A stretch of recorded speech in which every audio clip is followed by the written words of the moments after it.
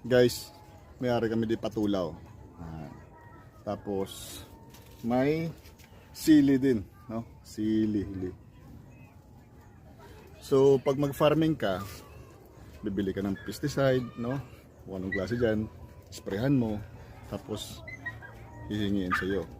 Pag hindi ka nagbigay, Hindi lang pagsawaan mo tingnan, nakakagigil pag pinagmamasdan. sa Ilonggo, tawag namon tanglad. Tsaka ito, malunggay. Diba? Tapos ito, kalabasa.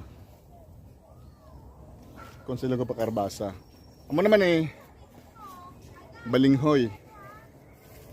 Bukbukon, tapos gataan. Ay, kasarap ang balinghoy. Yun naman, madre cacao. Hindi lang dito, pagsawaan mo tingnan,